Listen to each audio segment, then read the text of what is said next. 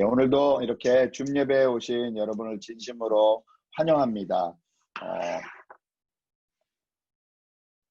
정재호 선교사님은 우리 터키에 무사히 잘 들어가셨다는 연락을 받았습니다. 거기 이제 터키도 지금 좀 환경이 좋지 않아서 또 선교사들을 많이 이런저런 이유로 추방을 하고 있습니다. 그래서 거주증이라 그래서 거기 살 수 있는 그 거주증을 받아야 되는데 그걸 가자마자 이제 신청을 하면 그게 잘 나와야 거기 있을 수 있는데 그 거주증을 위해서 기도 부탁을 하셨습니다. 그리고 우리 손도결 선교사님 댁은 지금 아이들도 거기 멕시코도 다 줌으로 수업을 하기 때문에 아이들이 4명인데 그 집안에 탈탈 털어도 컴퓨터가 3대이기 때문에 줌 그 학교가 잘 안 돼서 그 연락이 오셔서 혹시 쓰던 컴퓨터가 있으면 좋겠다 그래서 저희 교회 그 주일학교 때 쓰려고 했던 거랑 또 제가 쓰던 거랑 해서 다 일단 보내드렸습니다. 그래서 지금 임시로 지금 하고 계시는데 저희가 그것을 놓고도 좀 기도해야 될 것 같습니다. 저희는 지금 사도행전에 나타난 하나님 나라를 계속 살펴보고 있습니다. 오늘 벌써 12번째인데요. 계속 제목이 똑같아서 지루하실 수도 있겠지만 제가 이렇게 설교하는 이유는 이 신약도 좀 이렇게 시간적으로 흐름으로 어떻게 신약이 진행되는지를 좀 알아야 여러분이 성경 읽을 때 더 도움이 되고 또 그 안에서 본문을 오해하지 않을 수 있기 때문에 계속해서 신약을 이렇게 좀 보려고 합니다. 오늘 저희가 이제 볼 것은 2차 선교 중에 고린도에 대한 이야기입니다. 고린도 이야기가 끝나면 고린도에서 바울이 편지를 3통을 써요. 데살로니가 전서, 데살로니가 후서, 갈라디아서를 씁니다. 그래서 다음 주부터는 이제 데살로니가 전서, 데살로니가 후서, 그리고 갈라디아서로 넘어가서 공부를 하고 다시 사도행전 18장으로 돌아오려고 합니다. 여러분 그렇게 좀 기억해 주시면 좋겠습니다. 지도를 한번 보실까요? 오늘 고린도가 어디 있냐? 좀 참고 지도를 좀 봤으면 좋겠는데요. 예.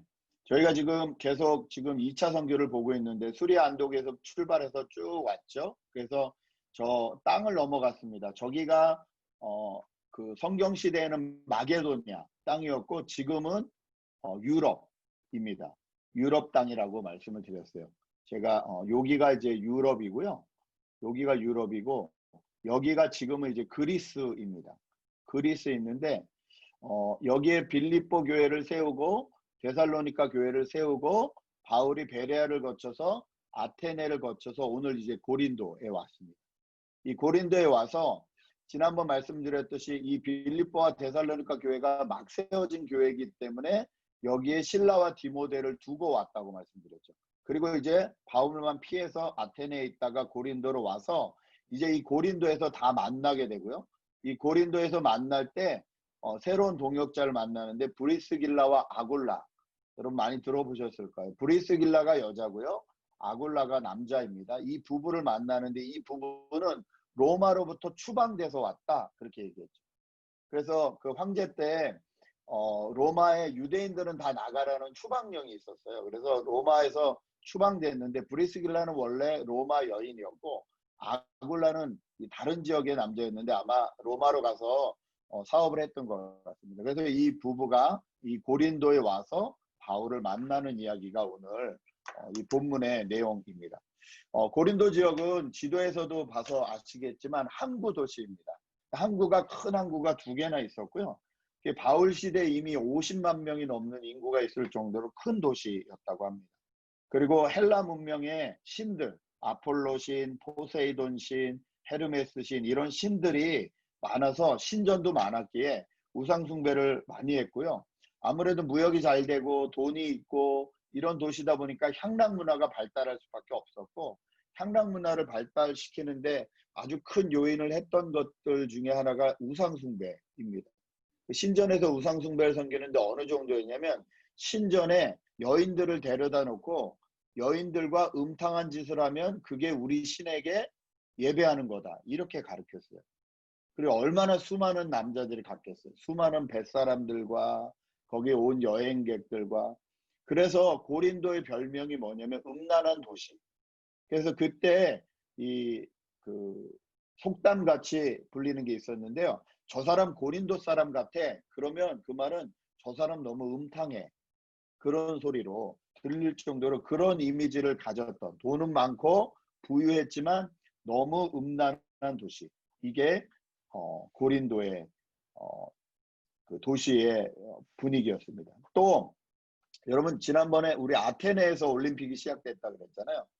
고린도에서는 2년마다 이스미안이라는 게임이 열렸어요. 이 게임도 엄청 큰 게임이었기 때문에 아까 말씀드린 그 마게도니아 지방이나 모든 지방에서 사람들이 다 모여서 이 게임을 합니다. 그러다 보니 인구가 갑자기 늘어나져요. 그러니까 숙박시설이 필요했고 그 당시 숙박시설로 가장 많이 이용했던 게 천막입니다. 그래서 바울이 이 천막을 치는 브리스길라와 아굴라와 고린도에서 같이 천막 치는 일로 동역을 했다는 것을 저희가 알 수 있고요. 나중에 이제 저희가 고린도 전후서를 보겠지만 고린도 전후서를 보면 바울이 신앙생활에 대해서 경기로 표현을 해요.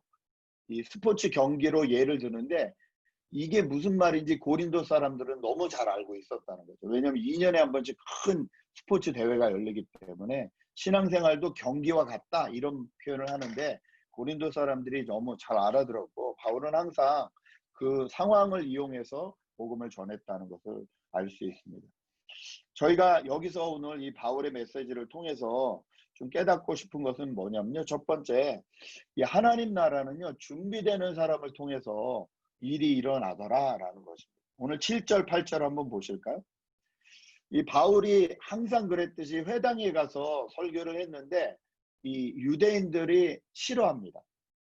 그리고 바울과 복음 전하는 사람을 쫓아내죠. 그러니까 7절에 뭐라고 나오냐면요.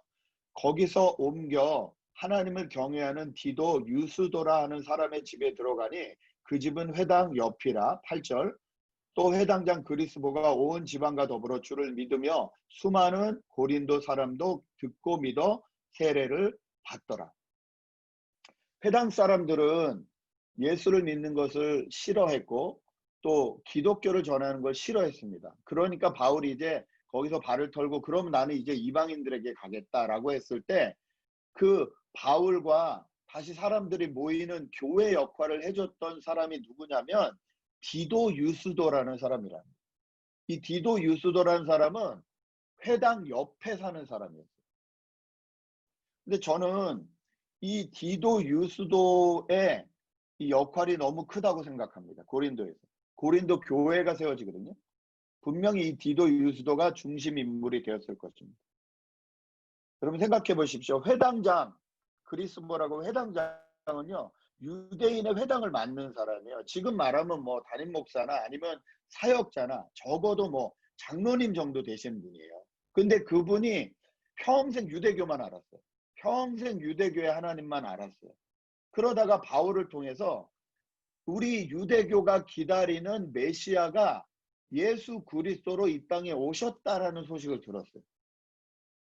처음에 이 복음을 들었을 때 평생 유대교 하나님을 믿던 사람이 참 납득이 됐겠습니까? 받아들이기 어려웠겠죠. 그런데 이 디도 유스도라는 하나님을 경외하는 경건한 사람이 자기 집을 오픈했는데 거기가 마침 회당 옆이라는 거예요. 그러면 어떤 일이 일어나나 회당장은 매일 회당에 출근을 했겠죠.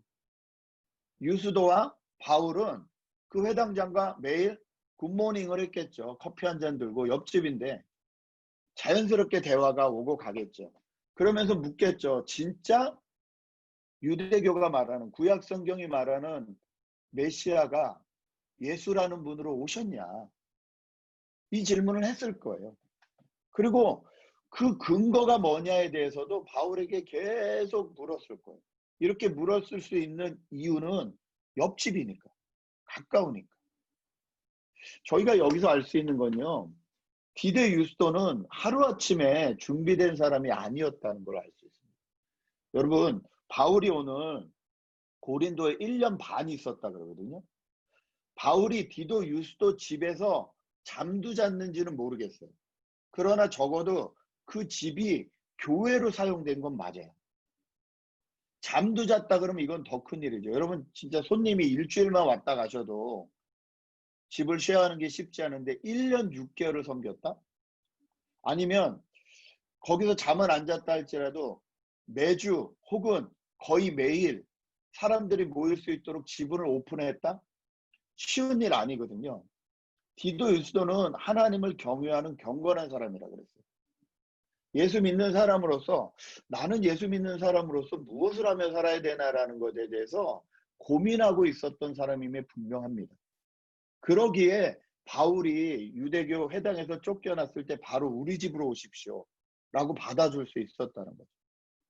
여러분, 저희는 예수를 믿으면서 무엇을 준비하고 사는지, 저희가 복음을 증거하는 것도 준비해야 되고요. 또는 복음을 증거하는 사람들을 어떻게 같이 도울 수 있을지, 동역을 할 수 있을지도 저희 마음 가운데 항상 준비하는, 그리고 사는 저희들이 되었으면 좋겠습니다. 여기서 또 중요한 포인트는 아까 말씀드렸듯이 물리적으로 가까울수록 예수님 이야기하기가 쉬워진다는 거예요.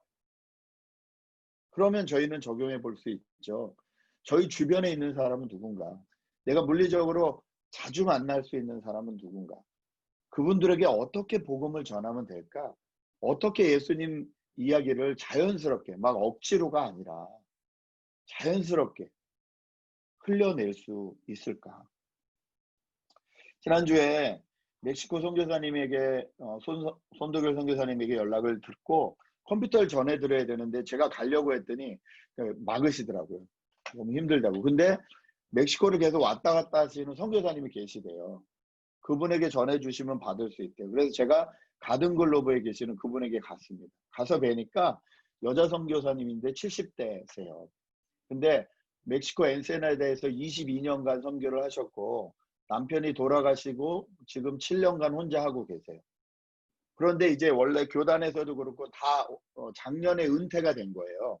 은퇴가 돼서 다 은퇴식도 했는데 문제는 후임자가 코로나 때문에 못 들어오는 거예요.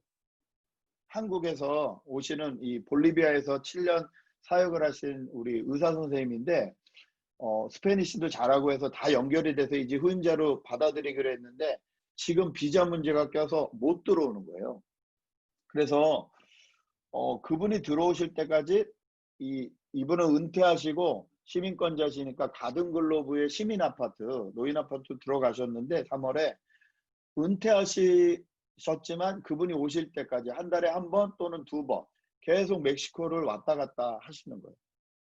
지난 22년간 교회를 3개를 세워놓고 선교센터를 2개를 세워놔서 그 5개를 돌봐야 되시는 거예요. 여자 선교사님인데 그분하고 그 가든글로브에 있는 노인 아파트 파킹장에서 말씀을 나누게 되었습니다. 그분이 요번 3월에 이제 그 가든글로브 아파트에 당첨이 돼서 들어가면서 하나님이 왜 여기에 보내셨을까를 고민하셨다는 거예요. 근데 이렇게 좀 살펴봤더니 200가구가 넘는 가구 중에 90%가 한국 분들이래요. 근데 거기 뭐 선교사님도, 은퇴하신 선교사님도, 은퇴하신 목사님도, 사모님도, 이제 홀로 된 사모님이 많은데 그런 분들이 계시다는 걸 알았고 한국 분이 많다는 걸 알아서 이분이 이제 기도하시면서 하나님이 주신 마음은 일단 내가 인사를 열심히 하자. 그래서 지나가는 사람을 만날 때마다 안녕하세요. 저는 멕시코 선교를 했던 누구입니다. 이렇게 인사를 하기 시작하셨대요. 그렇게 한 2달을 인사하고 돌아다니니까 사람들이 이미 소문이 쫙 났더래. 아, 멕시코에서 왔다는 거 들었다. 그래서 그 다음에는 이제 그러냐고. 그러면 저희 집에서 차 한잔 하시겠냐고. 그래서 그 댁으로 모시고 가는 거예요. 그 아파트 내에 다 사시니까. 모시고 가서 이런저런 얘기합니다. 멕시코 얘기도 해드리고 이민 생활 얘기도 해드리고 자녀 얘기도 하고 서로 막 이렇게 주고받으면서 이분이 오늘 몇 명이 오시겠다 그러면 식사 준비를 미리 해놓으시는 거예요. 그리고 한참 얘기를 하다가 우리 식사도 하고 가자고 이 식사도 하시는 거예요. 이런 식으로 얘기를 하시면서 서서히 조금씩 예수님 이야기를 흘려 보내셨다고 합니다. 그렇게 지금 3월부터 10월까지 하고 계시는데 그러니까 교회를 한 번도 다니지 않으신 70이 넘도록 교회를 한 번도 다니지 않으신 3분이 선교사님 따라서 교회 가겠다고. 그래서 지금 그분들을 놓고 계속 기도하고 계시다. 제가 그 파킹장에서 그분하고 이렇게 대화를 하는데 한 분이 이렇게 지플럭에 믹스 커피를 잔뜩 넣어서 가지고 오셨어요. 그러니까 그 선교사님 갑자기 그분을 탁 잡더니 아우 잘 됐다고. LA에서 귀한 목사님 오셨는데 우리 축복 기도 받자고. 저는 처음 본 분인데 그냥 잡고 그분 성함을 말씀해 주시더니 기도해 달라는 거예요. 그 주차장에서 제가 기도했어요. 그 처음 보신 분, 이제 교회를 한 번도 다니지 않으신, 70 넘도록 이민 생활하면서 교회를 한 번도 안 가기도 쉽지 않은데 그분을 놓고 축복 기도 해드렸어요. 그분이 가신 뒤에 얘기하시는 거예요. 지난번에 아유 뭐 우리 집에 와서 커피 믹스 커피가 떨어졌다 그러길래 집에 있는 거 몽땅 드렸더니 지금 갚으신다고 가지고 나오신 거라고. 목사님, 제가 이 아파트에 온 이유를 알겠어요. 70이 넘으셔서도 어떻게 하면 하나님에 대한 이야기를 나눠줄까? 이 생명을 좀 나눠줄까? 항상 준비하시고 그걸 위해서 일하시고 선교하시는 그 여자 선교사님을 뵈면서 제가 참 많이 은혜를 받았습니다. 제가 요즘 1대1을 하면서 이 나오는 말씀 중에 베드로전서 3장 15절 16절 말씀이 있는데요. 이 말씀이 다시 기억났습니다. 우리 한번 베드로전서 3장 15절 16절 말씀을 같이 한번 읽을까요? 여러분 전체 화면 보이시나요? 천천히 한번 읽겠습니다. 시작. 너희 마음에 그리스도를 주로 삼아 거룩하게 하고 너희 속에 있는 소망에 관한 이유를 묻는 자에게는 대답할 것을 항상 준비하되 온유와 두려움으로 하고 선한 양심을 가지라. 이는 그리스도 안에 있는 너희의 선행을 욕하는 자들로 그 비방하는 일에 부끄러움을 당하게 하려 함이라.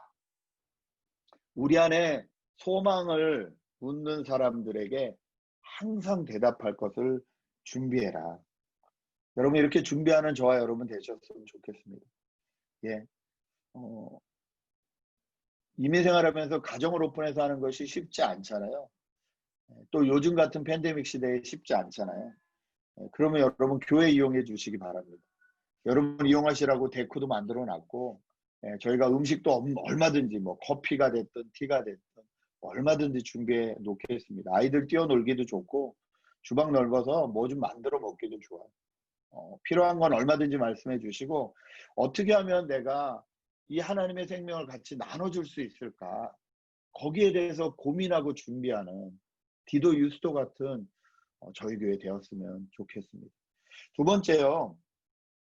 이 바울의 이 고린도 사역을 통해서 알 수 있는 것은요. 말씀의 확신을 통해서 하나님 나라가 계속 유지된다는 거죠. 9절 10절 말씀 한번 보실까요? 9절 10절 성경 말씀 9절 10절을 같이 읽겠습니다. 밤에 주께서 환상 가운데 바울에게 말씀하시되 두려워하지 말며 침묵하지 말고 말하라. 내가 너와 함께 있음에 어떤 사람도 너를 대적하여 해롭게 할 자가 없을 것이니 이는 이 성 중에 내 백성이 많음이라 하시더라. 아멘. 여러분 바울이 고린도 땅에 1년 6개월이나 있었는데요. 오늘 말씀을 보니까 두려워하지 말래요. 그 말은 바울이 두려워했다는 말이에요. 아까 말씀드렸듯이 고린도 땅은요. 복음이 들어가기 힘든 땅인 거예요. 여러분 무역으로 인해서 경제가 풍부하고 성적인 문란과 향락 문화가 발달된 도시에서 복음을 전한다는 것이 결코 쉽지 않습니다. 고린도에 있는 사람들이 굳이 저쪽 신을 섬기면 자기의 쾌락도 보장이 되는데 굳이 하나님 앞에 나올 이유가 없는 거예요. 그런 상황 가운데 바울도 힘들고 어려웠겠죠. 갈등했겠죠. 그런데 하나님이 바울에게 말씀해 주시는 거예요. 두려워하지 말고 침묵하지 말아라. 내가 너와 함께 할 것이며 뿐만 아니라 이 성 중에 내 백성이 많다. 이 말씀이 바울로 하여금 고린도에 있게 했습니다. 여러분 인생을 살면서 참 흔들릴 때가 많습니다. 이곳으로 가야 되나 저곳으로 가야 되나 이 일을 해야 되나 저 일을 해야 되나 고민될 때가 많아요. 그런데 저희가 고민만 하지 말고 그럴 때 하나님 앞에 나가야 된다. 바울이 오늘 환상 가운데 하나님을 만났다. 저는 바울이 아무것도 안 하고 있다가 갑자기 하나님의 꿈을 꿨다고 생각하지 않아요. 너무 부끄러운 얘기지만 제가 이제 저희 동네에서 이제 살아야 될 이유가 점점 없어져서 이제 막내가 12월에 졸업을 하면 저희 동네에서 살아야 될 이유가 없어져서 조금이라도 좀 교회에 가까이 오고 싶고 또 저희가 이제 아이들이 3명이잖아요. 그래서 아이들 3명을 다 같이 살 수 있는 시간이 한 10년 정도밖에 없는 것 같더라고요. 시집장가 가면. 근데 이 아이들이 엄마 아빠랑 같이 살래 그랬더니 자기들이 조금씩 페이를 하고 같이 살겠대요. 그래서 그러면 월페이를 아이들이 좀 도와주고 하면 요 정도의 집을 좀 구할 수 있지 않을까. 그래서 제가 요즘 열심히 집을 좀 보고 있습니다. 그런데 열심히 집을 보고 잤더니 무슨 꿈을 꿨게요? 집 꿈을 꾸더라고요. 그것도 교회에서. 제 교회에서 잤거든요. 제가 일어나자마자 한심해가지고 하나님 앞에 회개하고 기도했습니다. 하나님, 목사가 교회에서 잠을 자는데 사무엘처럼 하나님이 나타나시든지 풀리지 않는 말씀이 확 풀리든지 이래야 될 텐데 제가 집 꿈꾸고 앉았습니다. 이게 목사인지 제가 회개했어요. 여러분, 저희가 하나님을 가까이 하면 하나님이 말씀하시고요. 세상을 가까이 하면 세상이 말합니다. 유튜브 가까이 하면 유튜브가 말하고요. 게임 가까이 하면 게임이 말하고요. 저희는 보고 듣고 하는 거에 영향을 받을 수밖에 없어요. 바울이 하나님의 음성을 듣고 하나님의 확실한 확신을 받았던 이유는요. 바울은 하나님을 가까이 했기 때문이라고 생각합니다. 저희가 말씀을 가까이 할 때 흔들리는 세상에서 흔들리지 않고 살아갈 수 있어요. 인생의 어려움과 두려움, 답답함, 이걸 이렇게 해야 되나 저렇게 해야 되나 고민이 많죠. 그럴 때 기억하십시오. 그리스도인들은 하나님 앞에 나가는 사람들. 하나님 앞에 나가는 사람들. 지금까지 하나님이 이 은혜로 이 10개월을 저희를 붙들어 주셨습니다. 참 팬데믹이 어렵고 힘든 가운데서 네, 한 분도 다치지 않고 지금까지 인도해 주셨어요. 앞으로 팬데믹이 1년이 더 갈지 2년이 더 갈지 또 어떤 바이러스도 나올지 저희는 아무것도 모릅니다. 두려울 수 있습니다. 그러나 기억하셨으면 좋겠습니다. 하나님 말씀 앞에 서서 하나님이 살려주시는 그날까지 무엇 하며 살지 고민하고 그리고 하나님 앞에 나갈 수 있는 저와 여러분 되셨으면 좋겠습니다. 10월이 끝났습니다. 이제 다음 주는 11월이네요. 10개월 동안 어떤 은혜로 살았는지 한번 기억해 보셨으면 좋겠습니다. 그리고 이 남은 2달 동안 하나님 앞에 정말 추수해 올려드리듯이 땡스기빙, 우리로 말하면 추석 같은 행사잖아요. 하나님 앞에 어떤 우리는 영적인 이 열매를 올려서 2020년에 하나님 앞에 드릴 수 있을까 같이 좀 고민하는 시간이셨으면 좋겠습니다.